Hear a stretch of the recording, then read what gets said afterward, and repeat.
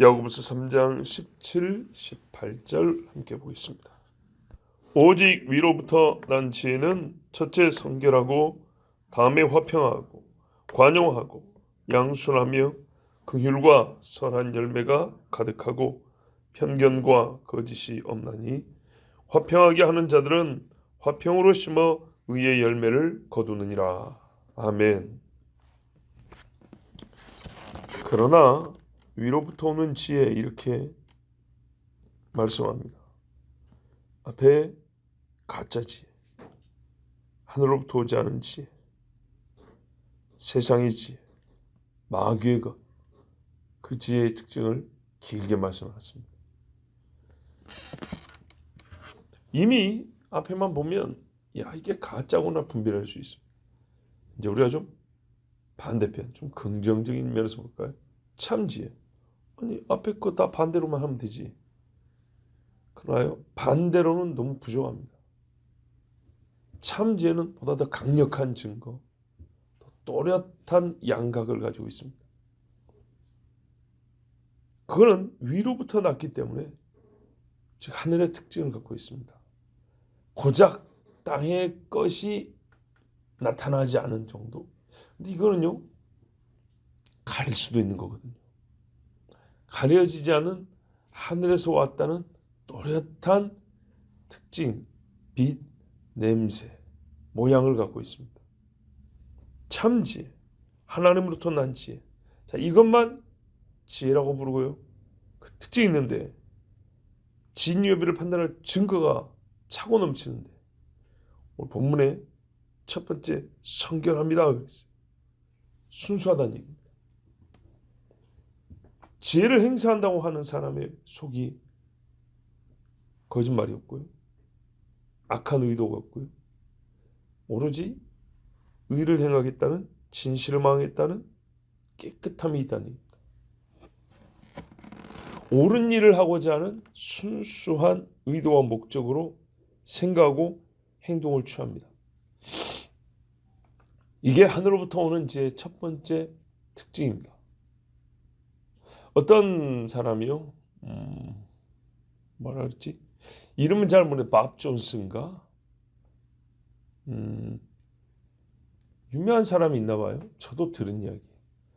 그 사람이 영어 문장 중에 최고는 뭐냐 그랬대요. 영어로 할 수 있는 말 중에 가장 좋은 말이 뭐냐? Do right? 옳은 일을 하라. 옳은 일을 하라. 이게 될까? 그런 걱정하지 말고 옳은 일을 하라. 이게 뒷 마무리가 될까? 그런 걱정하지 말고 옳은 일을 하라. 야, 우리가 옳은 일을 하다 보면 걱정할 것들이 좀 있잖아요. 이게 되다가 안 돼버리면 어떡하지? 다른 사람이 동의를 안 해주면 어떡하지? 또 뭐랄까, 뜻한 바에 그 좋은 열매가 안 나타나면 어떡하지? 결론이 안 지어지면 어떡하지? 등등 많은 생각들 하는데 그런 별의별 생각들 다 집어치우고 그냥 옳은 일을 하라. 네. 근데 이게 do right, 이것이 영어로 말할 수 있는 최고의 말이다. 아주 유명한 사람인데 그렇게 말했던 모양이에요. 하여튼 제가 어느 책에서 봤어요. 옳은 일.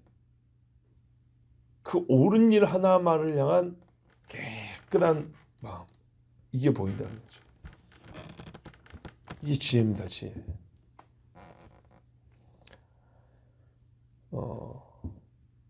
악을 꾀하거나 어떤 인간적인 욕정을 위한다거나 이런 것이 전혀 보이지 않는, 그거는 나타난 즉시 좀 마귀네, 이렇게 판별할 수가 있습니다. 두 번째는 화평입니다. 자, 화평 자체가 목적은 아닌데 성결의 요구가 충족되면 화평은 따라옵니다. 그렇죠? 깨끗한 데에서 화평이 있습니다. 부부간에 그 화평을 제일 크게 깨버리는 것은 부정함이죠. 부부의 현재 화평을 지키는데 현재 화평을 지켜서 반드시 지켜져야 할 것이 바로 성결함이죠. 자, 그런 의미에서 성결함의 요구가 충족됐을 때 그 다음에 추가될 가치가 무엇이냐 할 때 화평이라고 또 말할 수 있습니다. 본문의 순서가 그렇습니다. 그 다음에 화평하고. 그러니까 무슨 말이냐면 참 지혜가 있는 곳에 다툼이 일어나지 않는다는 얘기입니다. 참된 지혜와 둘이 만났을 때 여기서 다툼이 일어나지 않습니다. 그러나 성결함을 뒤로 빼고 화평을 추구하는 것은 지혜가 아닙니다. 마지막 때에 화평의 언약, 평화조약 7년, 이거 거짓말이었죠. 더 큰 불화와 고통을 야기한 거죠. 성결함과 동시에 화평을 추구하는 자, 순서를 보면 그렇게 돼야 되는 거예요. 성결하면서 화평을 추구하는 자. 우리 로마서에도 뭐라 그래요? 사람이 의를 얻는다 하는데 그 의를 얻는다는 것의 의미를 몇 가지로 얘기를 하는데 5장에 가면 이렇게 말하죠.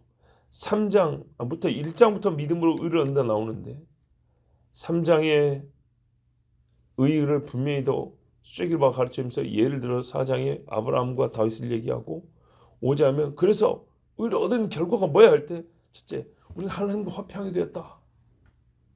이렇게 말한단 말이죠. 그래서 예수 그리스도가 속죄 제물이 되고 속건제가 된 사람은 화목제도 되는 거예요. 하나님과의 화평을 원하는 행위 그리고 말을 할 때 저 사람에게는 하나님의 지혜가 있구나 이렇게 말할 수 있습니다. 세 번째는요. 관용입니다. 우리가 새벽 시간이니까 너무 하나씩 길게 그렇게 보지 않을게요. 물론 강해 철기긴 하지만 타인의 생각을 숙고할 줄 아는 거죠. 관용은 받아들이는 거거든요. 참아주는 거고 다른 사람의 말에 경청하는 태도입니다. 지혜는 대개 서로 말과 말대 말의 문제라는 경우가 많아요. 그리고 어떻습니까? 경청은 겸손이죠. 그리고 억지스럽지 않습니다. 자연스럽습니다. 오만하고 멸시하고 포악하지 않습니다. 사실 이런 태도는요. 악을 추구할 때 취해야 될 자세예요.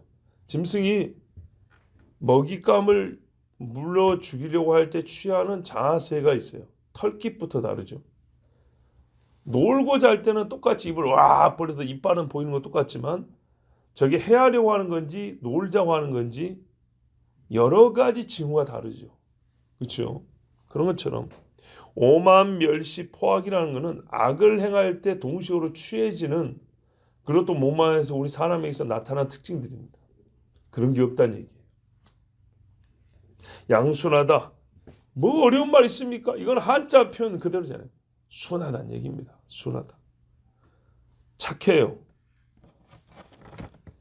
사람의 생각을 부드럽고 온유하게 마음을 갖고요. 강팍한 마음도 상대의 그 강팍한 마음도 좀 누그러뜨리려고 그래요. 어젯밤에 저희 아들이랑 자전거를 타고 오는데 일렬로 쭉 가야 되는데 얘가 약간 옆으로 갔어요. 근데 저쪽에서 자전거 오는 걸 못 봤어요. 그래서 제가 야, 자전거 온다 해가지고 이제 비꼈어요. 물론 이제 좀 가까운 거리죠. 그랬더니 거기 지나가면서 그 아저씨가 씨모르면서 욕을 막 하고 가는 거예요. 한편 물어봤어요. 너 저 아저씨가 욕하는 것 같은데 들었냐 했더니 들었대요. 그런 생각을 해봤어요. 지금 등치가 조금 더 하면 100kg 되는 사람 둘이 가고 있는데 아무리 봐도 그렇게 크게 안 보이는데 저 아저씨는 뭔 배짱으로 욕을 하고 왔는지 모르겠어요. 만약에 쫓아가면 어떻게 할 거예요? 근데 정말 그런 생각이 들었어요.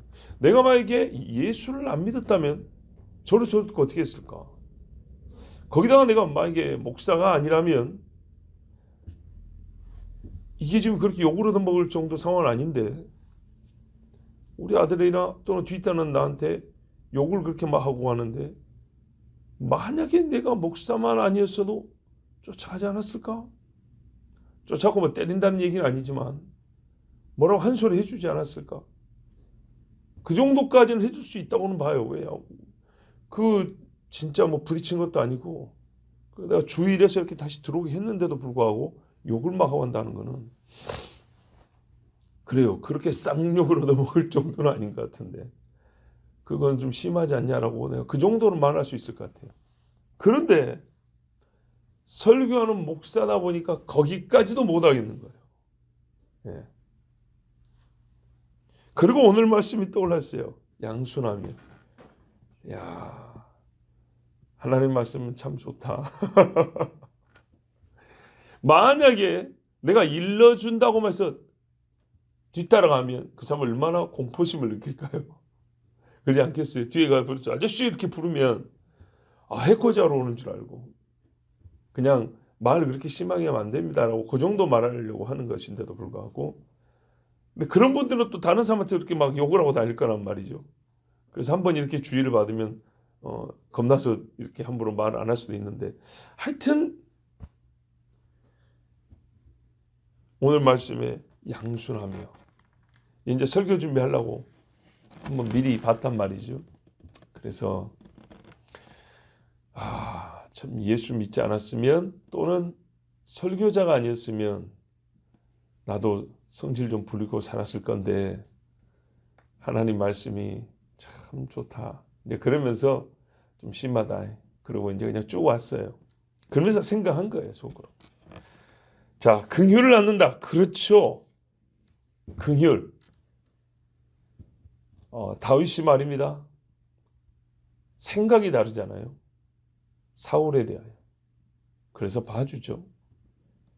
그리고 나서 그것도 마음이 아파가지고 끙끙거리죠. 뭔 이야기인지 아시죠? 옷기만 살짝 베고 온 그 말입니다. 자, 선한 열매는요. 이어지는 말씀에 양순하며 긍휼과 선한 열매가 가득하고 그랬죠. 선한 열매는 사실 여러분 이렇게 행하면 열매 당연히 나타나지 않겠어요? 결과물로.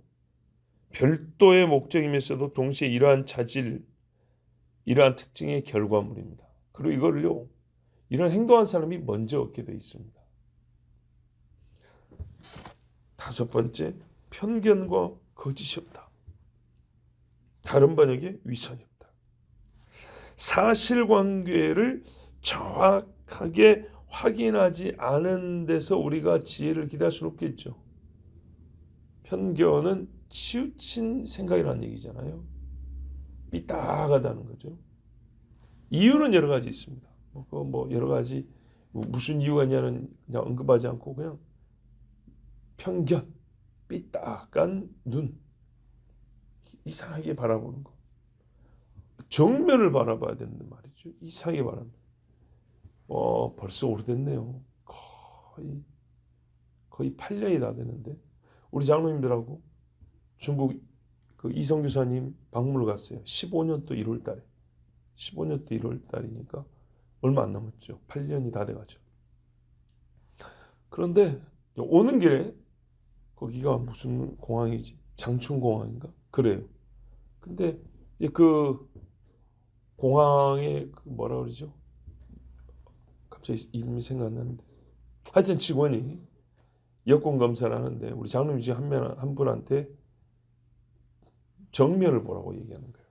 정면. 그래서 정면을 보라는 거예요. 근데 한국말로 그냥 들으면 이해가 될 텐데 괜히 중국말이라 그러니까 사실 거의 발음이 비슷한데도 이제 당황을 한 거죠. 근데 하여튼 정면을 보라. 정확하게 보겠다는 거죠. 우리 여권 심사할 때 그러잖아요. 정면을 보라 그러잖아요. 약간 옆에 보면 다른 사람인가요? 그래도 같은 사람이에요. 그럼에도 불구하고 정면을 보라는 거예요. 근데 사안에 대하여 어떤 사건에 대하여 제일 먼저 봐야 될 건 정면인데도 불구하고 뒤통수 먼저 본다든지 옆을 일부러 본다든지 말 그대로 일부러죠. 그 일부러의 생각 이런 게 없어요. 이거는 순수하지 않은 거예요. 첫 번째 순수하고 해서 탈락이 되는 거죠. 두 번째 거짓 위선이 없다.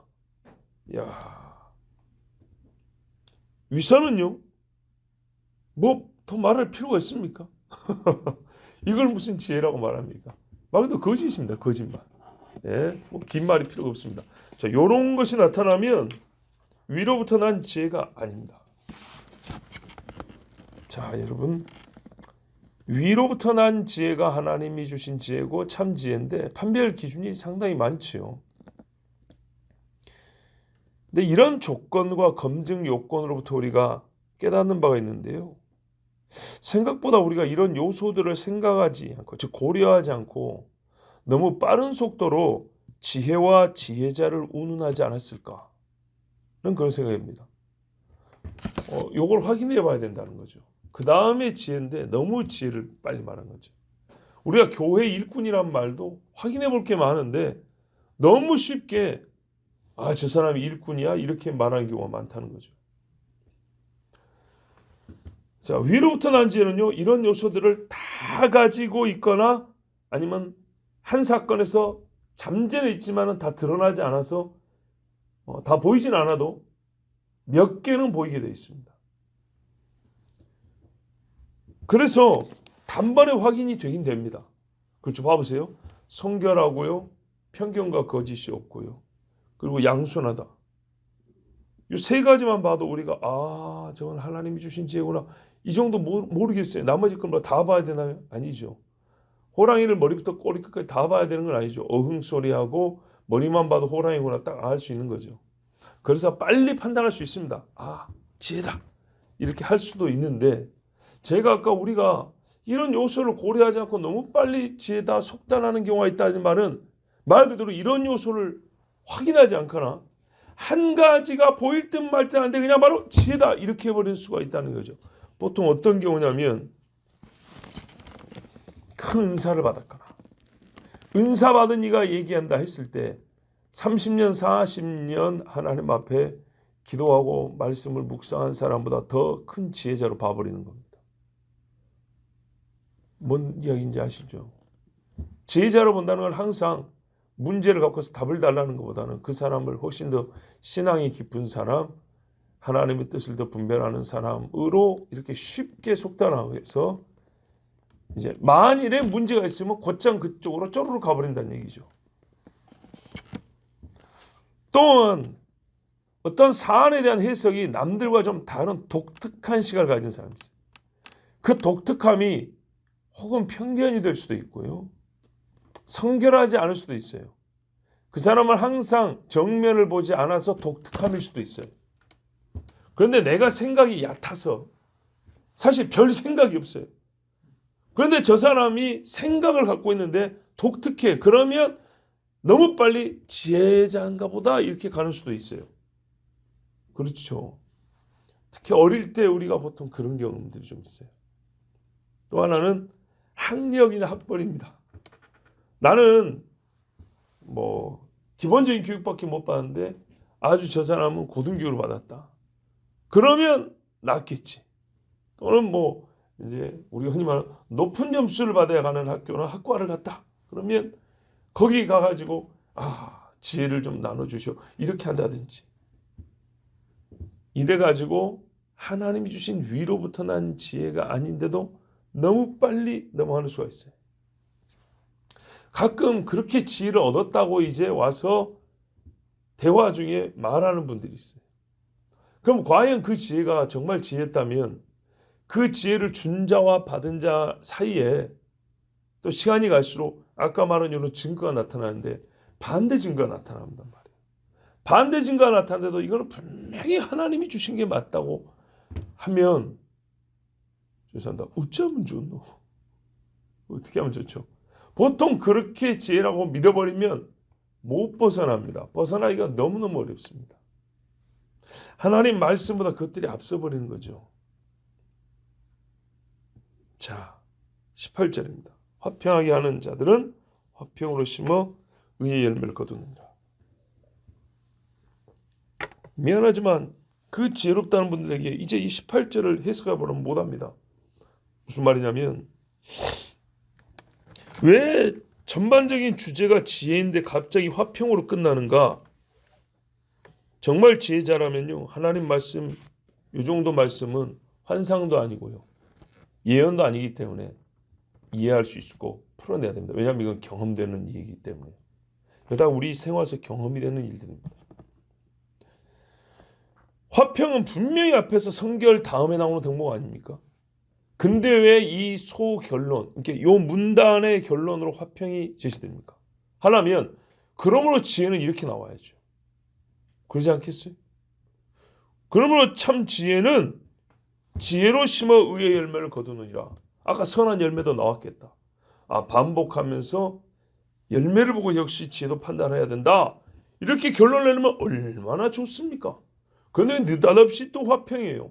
제2순위였던 화평이 왜 마치 제1순위 전체를 아우르는 것 같은 결론부에 결어로서 화평이 제시되냐 이 말이죠. 물론 이해가 안 되죠. 그래요. 자, 여기서 화평은요. 근원적 화평으로 봐야 됩니다. 근원적 화평. 무슨 말이냐면 우리가요. 성결을 우선하여 화평을 잠시 보류하기도 합니다. 성결과 화평이 충돌할 때 성결을 택합니다. 그러다 보니까 다툼과 불화가 나기도 합니다. 예를 들어볼까요? 누가 여기다가 불상을 하나 세운다고 해봅시다. 교회 강단에다가 어디 하나님의 예배당을 더럽힌단 말이야 하고 소리를 질렀어요. 화평을 깨는 소리죠. 그래서 이거 지혜가 아닙니까? 첫째 성결하면 오히려 이 소리가 지혜로운 소리입니다. 그런데 분명히 다툼이 일어났죠. 싸움이 일어났죠. 어느 교회 목사님이 불교의 종을 갖다 왔고 교회 종이 다뤘다 했잖아요. 그래서 싸움이 시작됐다고요. 교회 싸움이. 그러면 그걸 문제 삼은 사람들이 지혜가 없습니까? 아니죠. 다른 사람이 문제인 거죠. 근데 다른 사람은 조용히 달았어요. 조용히. 근데 그 달았다고 소리 지른 사람들은 시끄러워요. 화평을 깬 사람들이에요. 그래서 이 사람들이 잘못했습니까? 아니죠. 그래요. 화평을 뒤로 하고 화평을 보류하고 성결을 지켜야 한다 해서 다툼과 불화가 납니다. 그런데 어떻게 됩니까? 그 싸움 끝에 끝내 성결을 유지했습니다. 예루살렘 성전 깨끗하게 치웠습니다. 악을 제거했습니다. 남창과 여창을 제거하고 우상단지를 다 쓸어버리고 번제단에 오물들은 무덤을 다 닦아내고 더러운 거 물로 씻고 불로 녹이고 다 했습니다. 그래서요. 하나님께 예배할 수 있는 공동체가 다시 됐어요. 하나님을 섬기는 나라가 됐어요.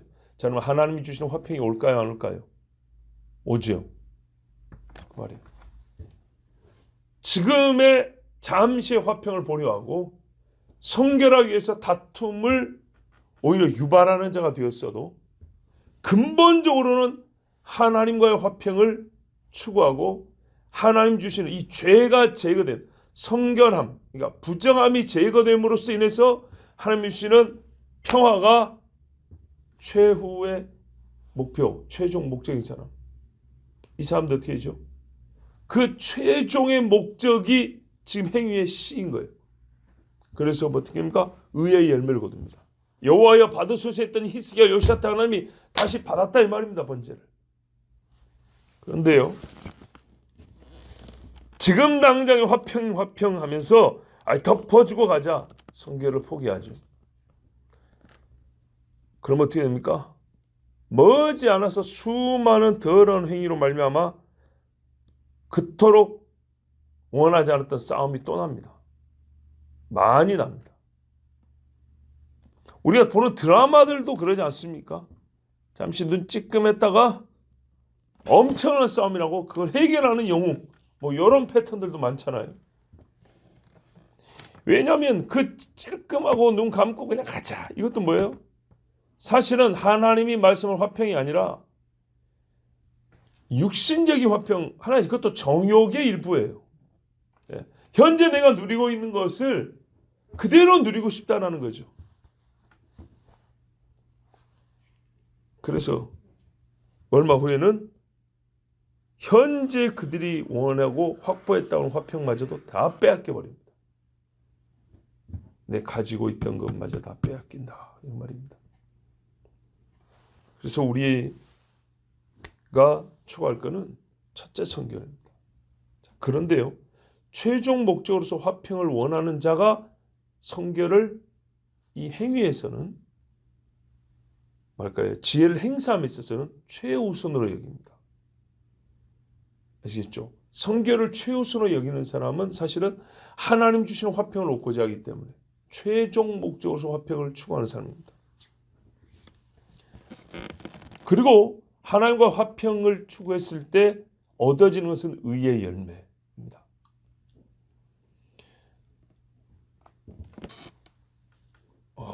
보세요. 하나님 앞에서 우리가 의롭다함을 얻으려고 그래요. 의롭다함을 얻으려고 그래요. 하나님과 화평을 얻고 싶어요. 예수를 믿어요. 예수 믿어서 죄를 버렸어요. 집안에서 제사 지내야 되는데 장남이 돼가지고 막 그랬어요. 막 다퉜어요. 제사상도 엎었어요. 그리고 나는 끝까지 하나님의 예수 그리스도를 붙들어야 됩니다. 예수를 믿습니다. 나는 하나님과 화평을 원합니다. 하나님께서 나에게 의를 주십니다. 보세요. 이 순서가 그렇죠. 네. 성결, 지혜, 내가 지혜를 확보하는데 이 지혜는 하나님 앞에 의롭다함을 얻기 위하여. 최종 목적 의롭다함을 얻기 위하여. 지혜를 얻으면 하나님이 하나님과 관계 화평해지고 의롭다함을 얻습니다. 그 전에 그 과정 안에서 사람과의 다툼이 있지만 끝내 이 믿음을 지킨 자면 오히려 이 식구들을 구원으로 인도할 수 있습니다. 구원으로 인도할 수 있어요. 그런데 그러지 않고 나 혼자 그냥 조용히 다닌다든지 막 가족이 뭐라 하니까 일주일에 한번 들락날락 한다든지 아니면은 열심 없는 교회로 그냥 가가지고 한 시간 앉아 있으면 와도 되는 교회를 다닌다든지 겨우 이런 신앙생활 하거나 교회를 따라간 건 두말할 것도 없고요. 이런 지경이 되어버립니다. 그 사람과의 화평이 있을지 모르지만 그 사람이 나를 보고 구원 얻을 가능성도 없어져 버립니다. 그렇죠. 우리가 간증을 들어보면 그래요. 이 불화를 각오하고 또는 감수하고 정말 의의 열매를 맺겠다고 막 이렇게 신앙생활을 했더니 오히려 저 사람이 나중에 나를 보고 감동하고 내 신앙을 보고 예수를 믿었다는 얘기가 있는데 내가 그 사람의 입맛을 맞춰주고 성질을 좀 맞춰준다고 이렇게 해가지고 둘 다 빌빌빌빌 하다가 구원을 못 얻거나 겨우 본인만 구원을 얻거나 이런 경우가 태반이라고요. 아니요, 그저께 얘기했잖아요. 어떤 장로님, 박모 장로님 부인 집사님이 본인도 날라리인데 부인은 굉장히 예수를 잘 믿어가지고 1년에 제사를 40번이 넘게 지내는 집에 시집을 와가지고 시부모한테 가서 항상 인사한다는 말이 아버님 어머님 예수를 믿어야 천국 갑니다. 안 믿으면 지옥입니다. 난리가 났대요. 난리. 그런데 그 며느리가 그거를 계속 유지를 하니까 따라온다는 거 아닙니까? 유지를 하니까 나 혼자 믿으면 되지 막 그러고 가서 시댁 가가지고는 제사상 잘 차려주고 그냥 뭐 용돈 드리고 오면서 건강하십시오 이러고 끝나버렸다면 그 영혼들 구원할 수 있었을까요? 구원의 기회를 얻지 못합니다. 그게 제가 겁나게 아쉬운 부분이에요. 무지하게 아쉬운 부분이에요. 이런 극단적인 상황보다 조금 덜하지만은 그런 비슷한 이유가 많아요. 불신자와 믿음이 약한 가족이 원하는 건 뭐냐면요. 불신의 삶과 믿음이 약한 정도에서 만족하는 삶을 원해요. 가족 중에 한 사람이 더 열심을 낸다거나 더 하나님 앞에 뭐 더 가까이 간다거나 더 헌신한다거나 이걸 원하지 않아요. 그런데 그게 유지돼야 이 약한 자가 그 사람을 보고 쫓아오기라도 할 것인데 그 강한 자가 약한 자에게 맞춰줘 버리면 어떻게 되냐? 그 맞춰준다는 게 뭐예요? 신앙의 아주 핵심적인 부분을 맞춰줘 버린다는 거예요. 예배, 말씀의 순종, 헌금 이런 일들에 있어서 그 약한 자에게 맞춰져 버리면 둘은 괜찮겠죠. 그러면서 둘은 어떻게 했어요? 그래도 우리 교회 다니는 사람, 우리도 예배 드렸잖아. 이 정도가 되겠죠. 우리 교회만 해도 코로나 때 말이죠. 남들이 다 하는 것처럼 거기 맞췄으면 어떻게 됐을까요? 이 작은 교회가 그렇게 맞췄으면 어떻게 될까요? 그렇게 맞춰줘가지고 폐가가 된 교회가 얼마나 많습니까? 더 말해 무엇하리요? 우리의 최종 목적은 의의 열매입니다. 하나님과 화평을 추구하는 자는 하나님으로부터 오는 지혜를 구하고요, 이로 말미암아 의의 행위를 하고 의의 열매를 얻습니다. 의의 열매를 하면 광주리를 우리가 이제 손으로 든다고 그림을 그린다면, 묘사를 한다면 불안에 떨 일이 없어요. 숨기 위하여 바쁘게 발을 움직일 필요도 없어요. 의의 열매를 거둔 신앙인은요, 하나님께 화목제와 감사제를 드려 영광을 올려드립니다. 자, 하나의 결과물입니다. 자, 하늘로부터 오는 지혜를 받은 사람은요, 그 지혜를 행사할 때 특징으로 성결함이 나타나는데, 최종 목적은 하나님 앞에서의, 아니 하나님과의 화평입니다. 그 결과로 의의 열매를 거둘 줄을 압니다. 아시겠죠? 그래서 이제 목적을 제가 이중적으로 표현한 거예요. 하나님과의 화평이 목적이고, 그래서 성결한 지혜를 지금 행사하고 있어요. 온순한 지혜를 행사하고 있어요. 하나님과 화평이 목적이에요. 하나님과 화평이라는 것은 하나님이 이 화평한 관계 안에서 필연적으로 연결된 인과관계가 있는데, 그게 뭐냐면 의의 열매라는 거예요. 그래서 의의 열매는 필연적으로 연결되어 있기 때문에 그것도 또 목적이 되는 거예요. 먼저는 하나님과의 화평이죠. 그래서 이 화평을 원하는 사람은 화평으로 심어, 하나님과 화평이라는 것이 모든 일의 최종성이니까 이걸 심어서 이 일에 따른 하나님의 약속된 선물인 의의 열매를 거둔다는 얘기입니다. 그렇기 때문에 우리가 위로부터 난 지혜의 이 특징을 가지고 살아가고, 이걸 행사하는데 분명히 어려움이 있습니다. 그래도 마귀의 지혜로 쉽게 건너가지 말고, 이 하나님의 지혜를 붙드는 겁니다. 우리 다 의의 열매를 거두고 싶죠. 의의 열매, 너무 함축적이지 않나? 너무 추상적이지 않나? 그럼 쉽게 보면 이렇게 보면 돼요. 바울이 말한 성령의 열매를 생각하면 돼요. 그러면 별로 어렵지 않아요. 그렇다면 여러분, 화평을 심어야 됩니다. 화평은요, 사람과의 화평이 아니고요, 하나님과의 화평을 심는 겁니다. 하나님의 지혜를 구하면 됩니다. 그래서 지혜가 하늘로부터 오듯이, 하나님 앞에서 말하죠. 모든 좋은 것들은 빛들의 아버지로부터 온다 그런 것처럼 아버지로부터 의의 열매를 얻습니다. 기도하겠습니다. 하나님 아버지, 감사합니다.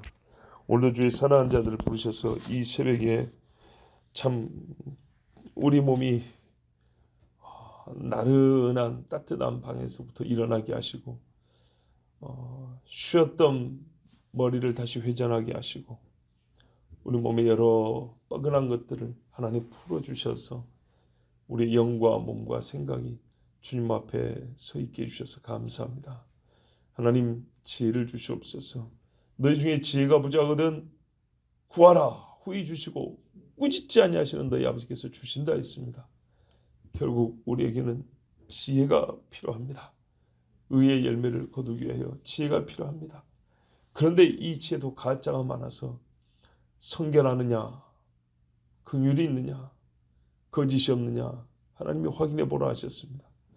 우리가 지혜 아닌 것을 너무 다른 기준으로 속단하지 않게 하시고, 또한 우리에게 하나님 주신 지혜가 있음이 확실하다면 세상에 기죽지 말고 담대하게 이 지혜를 행사해서 보라 내 손에 있는 의의 열매를 당당히 외칠 수 있는 주의 백성들 되게 하여 주시옵소서.